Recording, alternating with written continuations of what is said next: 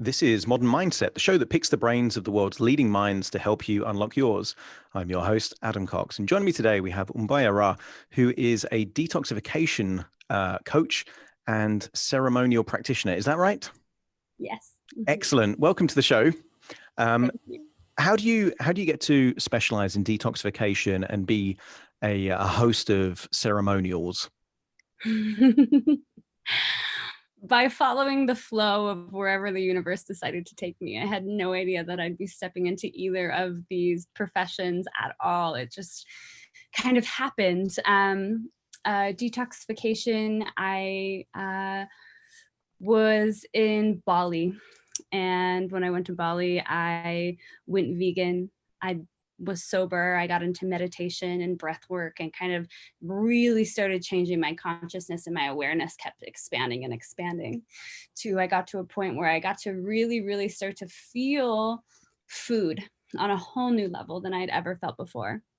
And I was able to feel the vibrations of the food and notice the energy or the lack of energy that it would give me when I would eat. And so I started doing research because I was noticing that I was having bloating and energies ups and downs. And so I just started doing research on nutrition.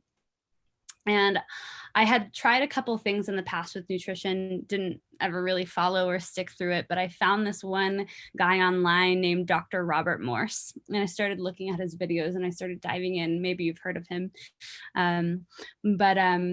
Started watching him and noticing that he had this belief that there is no such thing as disease, and that disease stems from one thing, which is a buildup of acids in the body from food, which I can go into greater detail later. But just started, following his protocols and doing what he was doing, and it was working. And I was having energy, and I was having bloating go away, and I was sleeping better, and I was starting fasting, and just kind of getting into a new way of looking at food through the lens of chemistry. And from that, really seeing that, I believe you can't heal the body without detoxing it, without getting rid of what is already been built up. We can't just take a supplement and hope that that pushes out, or take the medication that is really just kind of covering the symptom, but not getting to the actual cause of what is going on. So I'm starting to really look at now the causes instead of the symptoms, and figuring out how to deal with that. And so just through that, and then using what I was learning on family members. And my first case that really shocked me was my aunt who had kidney issues. She was going to get on kidney dialysis. Her protein levels were at like a 2,400, which normal is around like 100 to 250. And I put her on a raw diet for 3 months, and it went all the way down to 500. And so her kidneys, her doctor couldn't believe it. So I got certified in his school. He has an international school of detoxification, got certified in that.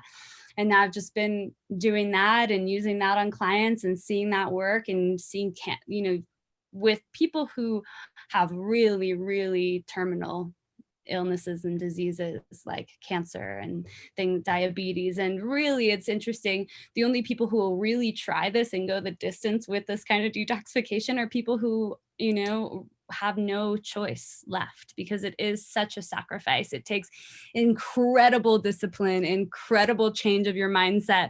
It's unbelievable. So that's kind of how I fell into that line of work. No, it's really fascinating because, although I think most people intuitively get you are what you eat.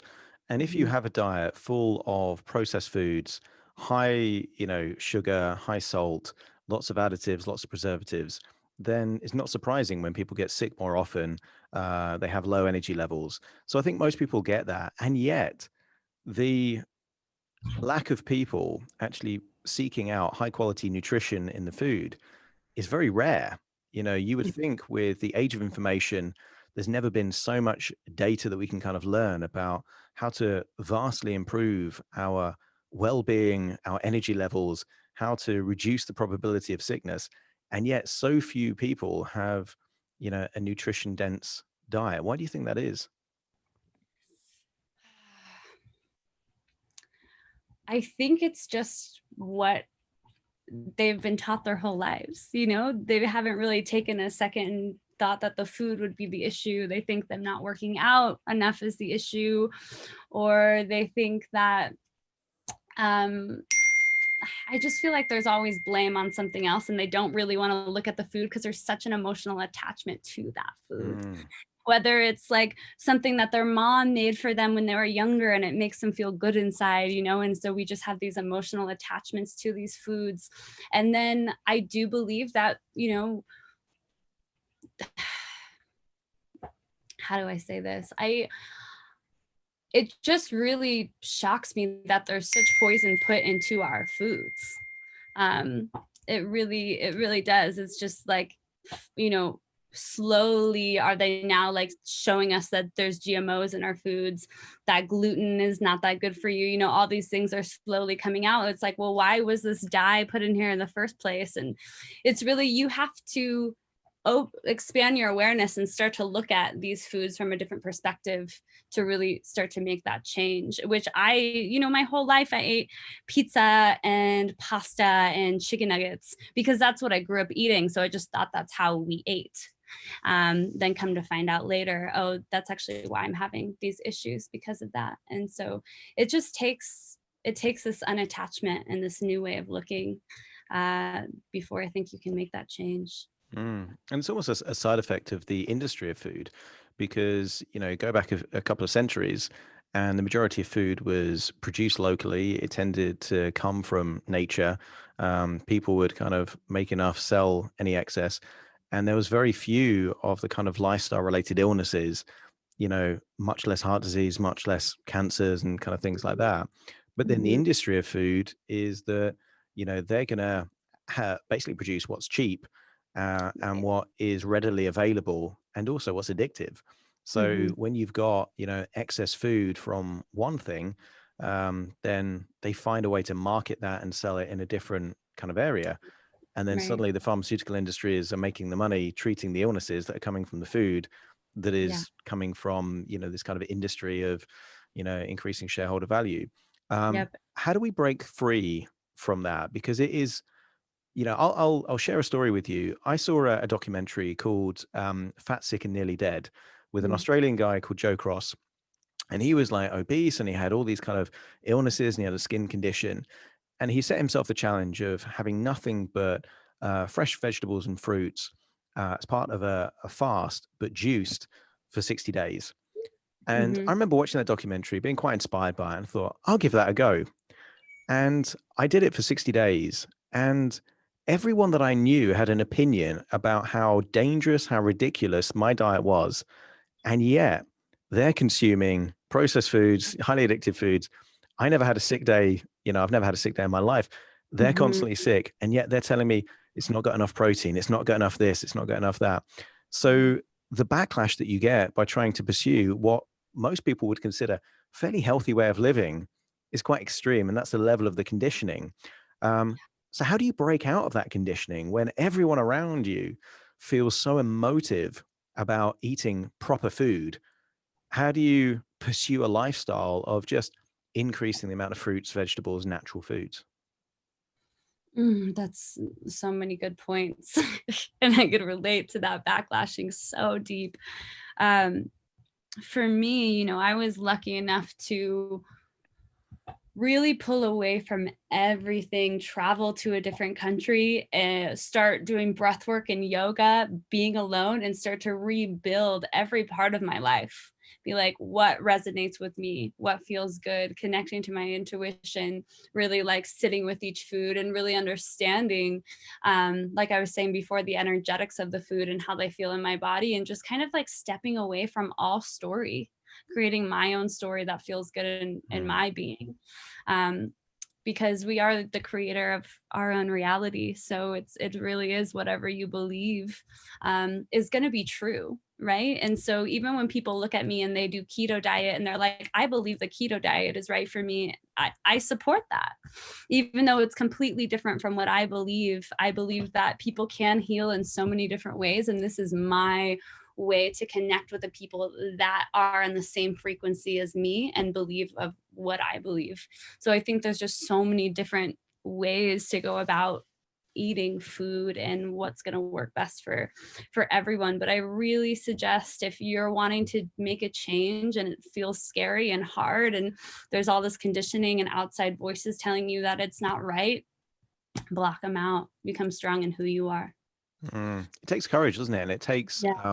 an element of bravery to pursue something, and also to evaluate how you feel. It looks like you've gone on a journey where, you didn't just take what someone said and kind of followed that in a dogmatic way. You responded to how your body, you evaluated how your body responded to different foods, and then kind of learned from that to eat more of what made you feel good and how it Mhm. changed your body. So again, you're right. People have different bodies, they have different needs, and therefore, listen to your body, listen to that intuition to see how it's changing. Before the Mhm. show, you were telling me that the main way that you help people to detox is kind of obviously raw, but fruits more Mhm. so than other plant-based foods. And I think the consensus is that plants are where the nutrition is, even if you can get the macronutrients from other things, but the micronutrients really are in the plants. Yeah. Why is it I say that, the plants are the builders. yeah, that's Yeah. it. Why Mhm. why fruits more so? Because particularly for your keto friends there, they'll be like, but fruits Mhm. have got all the sugar in. Why is it that fruits for you are such a powerful tool for detoxification? Mhm. So fruits are, I say, the detoxers, and like we just said, the vegetables are the builders. And the reason why is the first step with detoxification is hydration. We're all severely hydrated, and fruits have such high water content. So you're immediately getting all of that hydration. Also, a lot of fruits are extremely astringent, like grapes, so they pull out the toxins, and they're so easy for our body to digest, right? You're just going to the bathroom all day, moving things out, moving things out. And they also are super high in alkaline. And that is the number one part of all of detoxification, is switching from an acidic diet, which everyone is on, to an alkaline diet. Because if you look at the pH of beans, rice, grains, meats, if we were to look at the pH of all of that, they'd be on the acidic side of chemistry.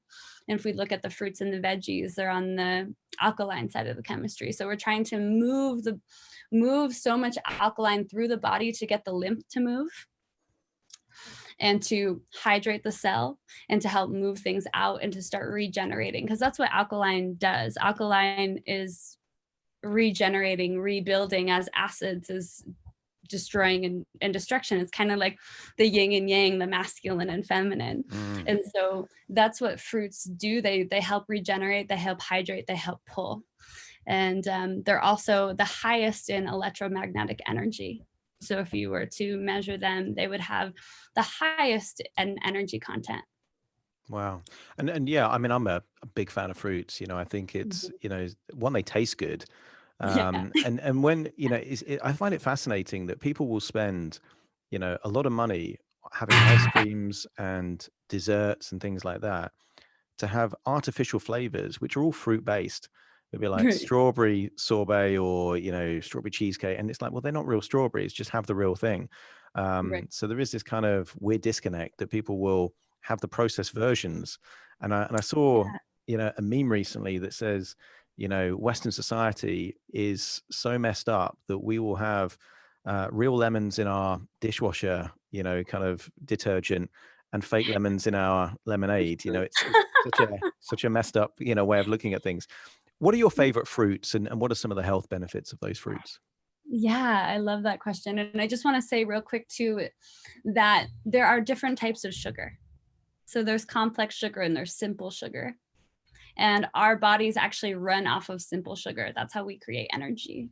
And so a lot of people get confused and don't know the difference. And so our bodies, like grains and things like that, are the complex sugar that have to be broken down into a simple sugar to regenerate and to give energy to the body. Mm. So I think that's just really important for people to know the difference between sugars. And you can Google, there's some really, really good PDFs online that break down the difference between those. But back to your question of fruits. So my favorite fruits are grapes. So if someone has cancer, I will throw them on grapes for 30 to 60 days because of how astringent they are and how hydrating they are. They will pull out tumors. They will pull out anything. You'll be going to the bathroom all day. When I do grape fast, I'm so lucky. I actually have grapes all in my backyard that come in the fall, and I'll do grape fast and I'll have gallstones, big gallstones just come out of me, and I'll be going to the bathroom all day. It's absolutely incredible. They are so strong, especially the natural ones that you can get right off the vine. I also really love oranges and citrus. They're super great for parasites. So if I have someone that has parasites, I'll put them on a citrus cleanse because they just pull out so much, and parasites hate citrus. So I really like those. And then I love dates and bananas. Those are like my meats. That's like when I'm needing like more energy, if I'm feeling not full enough, dates and bananas, and just the potassium in the bananas helps with anxiety, helps with stress, helps with sleep. And the dates really help with uh, what, I'm blanking on it. It's digestion, I guess, with all the fiber. Oh my gosh, so good for digestion, and also healing. I'm blanking on it. I want to almost say calcium. I'm like thinking of thyroid for dates. So it's really, really amazing. I love fruits and calcium. Calcium is another one, going back to the oranges, that people really lack in. Scoliosis, thyroidism, things like that, all come from calcium deficiencies, with most of us have. So Interesting. mhm. Yeah, I had a banana and blueberry smoothie just before this interview, so I I'm did getting too. all that kind of potassium and energy from the bananas there. Yeah, Um, and blueberries are so good for the brain. Oh my gosh. Like all berries are amazing for the brain. yeah, quite powerful antioxidants as well. And in terms of your grapes, do you tend to go for the green grapes or the red grapes or the purple grapes? What's the ideal grapes to go for? Concord grapes, darker the better. Ah, okay, because it's got the again, it's the antioxidants, isn't it? It's kind of, very Yeah. good for heart health um Mhm. and some people will hear this and say, all right, fruits are good, the nutrition's good, and then they'll pick up a carton of juice. What's your thoughts on, if people really aren't, a fan of kind of eating the fruits, is it okay to kind of get the fruit in the juice? What's your opinion on that? Yeah. Juicing is incredible. Juicing is amazing. Juicing is so hydrating and great for the body, but you got to get real juice. You can't buy concentrated juice. That's just all fake sugar, Again, it's like, but like juicing in the morning, getting a nice juicer, waking up, I always start my morning with juice. That's like number one. I love apple. That's really good for the stomach. Apple, ginger, lemon. That will pull out or get you going to the bathroom right away, especially if you're someone who has trouble with that, which most people actually do, because you're supposed to be going to the bathroom after every single meal, which is amazing. Once you've done kind of like a good detox, I take people through, usually it's like 8 months to year-long detox. You're just always going to the bathroom after every meal. You know your body so well. It's really cool. Yeah, speeds up digestion. Throughout my university years, I would have pretty much, a diet of fruits and then the occasional kind of brown rice and kind of stuff like that. And it would just literally go straight through you, Yeah, which is good for metabolic rate as well, kind of speeds up the metabolism. totally. And I want to say too that um, juice is a really amazing way, juicing and doing juice fast, to break addictions to food, to break Mm, addictions to your habits. Because you get to like restart the whole entire body. So anytime I'm like going back to a full fruit diet, I always start with like a 3-day juice fast, because that during those 3 days, that's when I start kicking all of those cravings. nice. Mhm. Yeah, kind of resets your body. What would Mhm. you say to those people that would say, but your body needs protein and, there isn't enough protein in the fruit? What would you say to those? Your body doesn't need protein, it needs amino acids. And so when you eat protein, the body has to then break down the protein into an amino acid and then discard all of the extra stuff that it doesn't need. So it actually takes more energy. And amino acids are filled in fruits. You can look up fruit bodybuilders. They're there and they look amazing. Mm, There's even that Game Changers documentary that really is so well done and goes into that whole land. And so I really, really don't believe that it's protein that we're needing. I feel like that is also kind of like a fake gimmicky thing that they're using to just sell Yeah. more of their protein powders. It's really what you need is amino acids. So, and you can find great amino acid like supplements. I know there's this company, I don't even use them really, but I've just heard amazing things, Purium, that sells a really great amino acid formula. But that's really what we're looking at.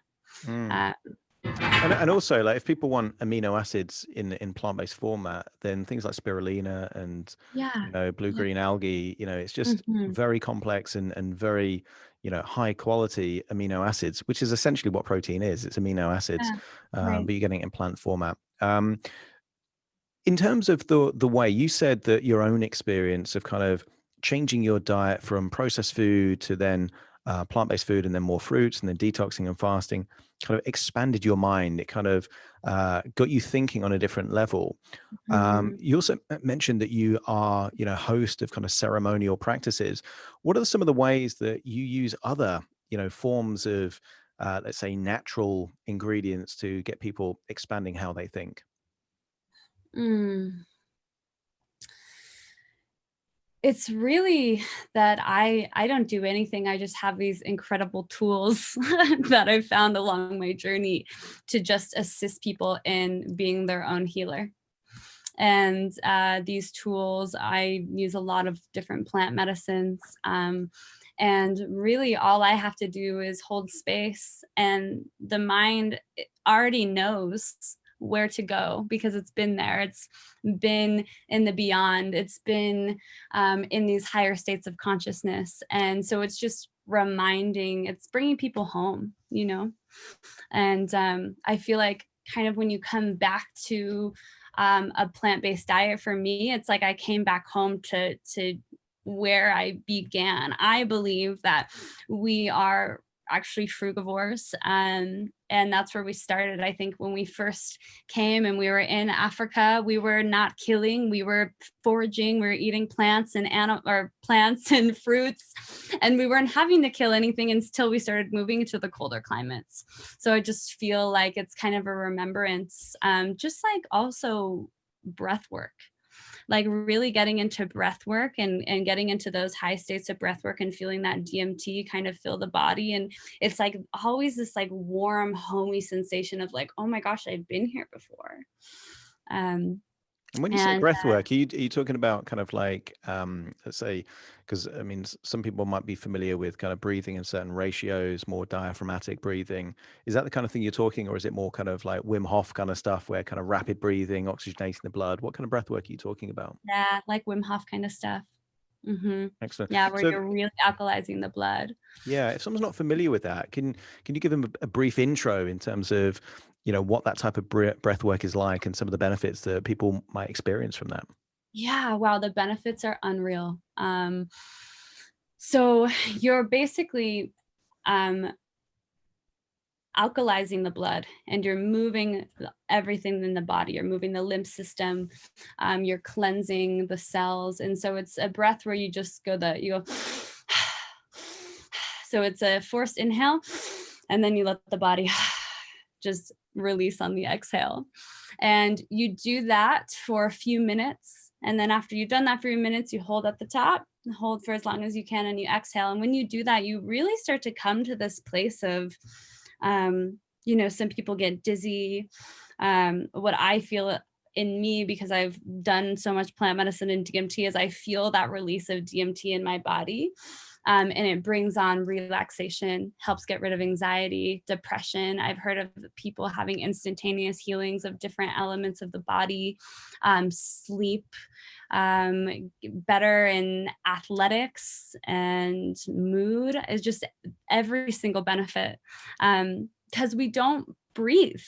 A lot of us don't breathe. We breathe from the top of here, not from our belly, from up in the chest, and it's very shallow. And that alone creates anxiety. And so when we're always breathing from that space and you don't really notice that you are, but you're always in this anxious state and you're starting to turn to food or medicine, anxiety pills. And really all you need to do is learn how to breathe. I've heard of so many people lives completely changing just from breath work. Oh, massively. Yeah, it's a weird thing Mhm. because I work with a lot of anxiety clients, and I set them the challenge of trying to have a panic attack while they're doing slow diaphragmatic breathing. And then they Yeah, figure out they can't do it. You know, you can only have a panic attack if you breathe from the chest and forget to breathe out. And then you think right. you die, you know, so it's this weird kind of loop that takes place. So breath Mhm. is really important. And, you know, Yeah, obviously diaphragmatic breath kind of increases the flow of lymph, which is kind of the body's spring cleaning system to kind of keep people yeah. healthy.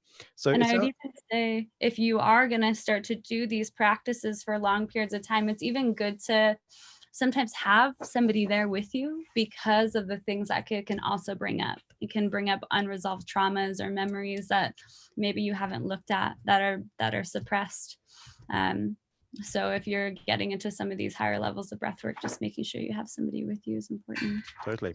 You mentioned Yeah. DMT a couple of times there. What role do you think DMT can have in terms of changing people's perceptions and changing their own evaluation of themselves?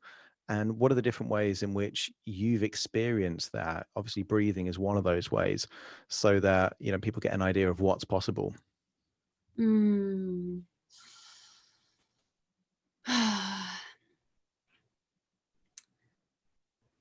To lose the ego and to come to a place of the all instead of zooming into the I is an incredible experience to really see that your experience is important, but really how connected we all really are and how changing your vibration and your perspective can help change everything around you. And, you know, there's nothing like experiencing an ego death. It completely changes you because you actually die. And so you get to experience death. And that's what I believe DMT does when you're ready for it. A lot of times it'll take you through traumas that need to be resolved. Um, and then once you've kind of moved through and you've let go of all that weight, it will take you to the beyonds where you're really able to experience, like I said, death, because DMT is flooded in your brain when you're born and when you die. So you get to really see what is beyond this life. Mm. It's incredible. And people that have studied DMT and talked about their experience of DMT almost say it's like being on a different plane. Like you get to, you know, you're at a different frequency while that is kind of in the brain. What's been your most unusual experience when your brain's been flooded with DMT? Mm, unusual experience. Mm, full body orgasm bliss. Complete love, complete oneness, to beyond where I just am in this place of love. And that's the only thing that's real. And that's the only thing that exists is that blissful, orgasmic love. And that is, um, I think why that's the most unusual is because the amount of fear that you experience before you get to that point of love. Mm. Um, and also I had to go through a lot of releasing traumas before I got to that space, reliving memories of childhood, of things I had not been truthful about, apologies that I needed to go make, mostly to myself. And so I had to do a lot of inner work before I got to that place, and not everyone's like that, but that's how my journey was. Mm. Mhm. And following on from not just that experience, but any experiences with DMT, how did that change your long-term mindset? Because obviously you experience what you experience in the moment, but then Mhm. what were the long-term consequences of that shift that took place? Presence, just like deep presence with every person that I met, looking them in the eyes, being intimate with them, seeing them, connecting with them. Um, And just because I appreciated life on this whole other level than I ever had before, which just brought me presence. It just had me see how beautiful this life is, and how I feel like by sharing these experiences that it's just going to keep becoming more and more beautiful. I feel like, at least I know in my reality, I'm on my way to creating heaven on earth, and doing anything I can to bring that. And that really can only be brought with the people that are around you and how you connect. And yeah, I think just presence is the biggest thing. Yeah. So that presence, term of presence become really popular in psychology, under the name mindfulness, kind of being in the moment, being very aware, being connected. And that's kind of has its roots in kind of Eastern meditation and kind of things like that. That's a very different way of thinking to the majority of, let's say, Western world. Have you noticed, like, by having that shift from how you were before, that kind of chicken nugget pizza eating version of you, and then obviously you've gone through this transition, this evolution that you've gone through. When you now communicate to people that, old school friends, old family members that you kind of used to know, what's the most obvious or clear distinction now between the version that you are and the kind of people that haven't gone on the journey that you've perhaps gone on?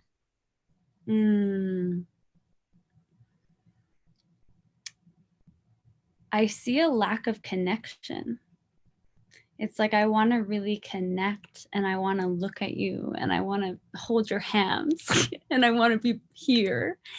And when I try to maybe connect with some family members or friends of the past, it's like that makes them feel very uncomfortable.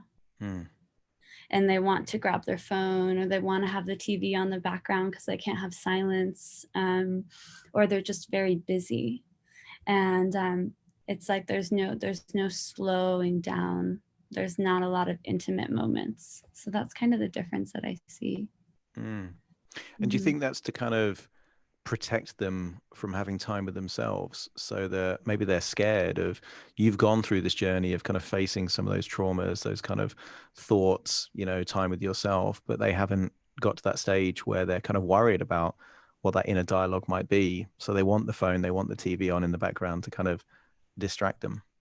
Definitely. One of the most life-changing moments of my life was I went to Burning Man, and I ended up stumbling upon this tent where they were doing this eye gazing. And it's like every person, there was a circle, inner circle and an outer circle, and every person would eye gaze with you. And it was so interesting to see what different things people brought up in you and you brought up in them. You'd stare at someone and you just smile, and then you move to the next person and you start sobbing, and you weren't sure why, but it's because it's reflecting different parts of yourself. So I really feel like really just like looking at someone for a long period of time will start to bring up some of that stuff. So that connection will start to bring up some of that old trauma, or things that you're pushing down, because it's bringing memories. It's kind of an unspoken rule, isn't it? Like, you can make eye contact, but no more than a few seconds, and it's got to be kind of peripheral vision rather than kind of very focused on the eyes. I've done that on a few different occasions, and it is a very powerful way to kind of build a connection. The people that I've done that literally for like 2 minutes with, I'm still connected to now, and I still kind of take an interest in kind of what they're doing, even though it's kind of like a 2 minute kind of experience. It's a very powerful thing just by making that kind of elongated eye contact. So it must be something very powerful there. What would be your tips for someone listening right now that maybe is in that disconnected, kind of busy, frantic kind of world, that from your experiences you feel could actually help them to kind of improve their health, well-being, or feeling of kind of connection with themselves? Dancing. Yeah, dancing. The right now COVID time kind of hard, but ecstatic dancing, where you just put on music, or they even have them in every state and actually in a lot of different countries where you go. It's all ages, it's completely sober. There's a DJ, there's no talking, and you just go and you just dance and you just move, and you are just with yourself. You're with all these other people, but you're in your own space, right?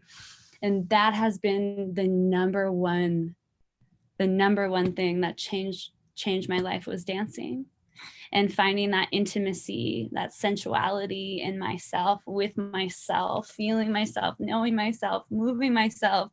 And in that, once I'm comfortable in that, then I could start to dance with other people. Then I could start look at other people. I feel like that's such a beautiful way to bring you closer to your own self. And then of course meditation. That's such a big one. Just like finding that quiet space to just sit and just let your thoughts run and run and run until they don't. Yeah, unwinding. That's it. And again, dancing seems such a simple, natural thing. Like if you see children, they will happily dance. Yeah. But as people age, it becomes a highly self-conscious thing to do, to the extent that a lot of people would only be willing to do it if they are drunk or on drugs, because they have that kind of element of self-consciousness. Did you experience the same thing? Were you quite self-conscious when you were kind of dancing to begin with, or had you already kind of got past that kind of preconceived limitation? Oh yeah, definitely. The first time I was like, oh, I'm in this room with all of these crazy people and they're just dancing, and I'm like, feel so uncomfortable. I'm gonna go sit in the corner, because you think everyone's looking at you, and then you realize that nobody is. And it's just you looking at you. And then once you start breaking out of that shell, it's so big. It's like such a step of like bravery. Okay, I'm gonna dance in front of these people and it's gonna be fine. But yeah, it took time for sure. Yeah. No, it's a powerful wisdom there. And there seems to be a lot of real deep insight that you have just from the particular journey that you've gone on. If someone's listening right now and they want to pick your brains, whether it comes to nutrition, mindset, or, DMT and perhaps the ceremonies that you facilitate, what's the best way that they can learn more about you or connect with you? Instagram, at woman be raw, RAW. You can message me on there. And then also we have a website. I do my ceremonial work with 2 other incredible women. And it's artofsurrender.love is our website. Fantastic. Thank you so much for joining me on the show today. It's been a real eye-opening experience just talking with you. So thank you so much for being on the show. Yeah, thanks for having me. And to you at home, thanks for joining me on Modern Mindset. See you again soon for more.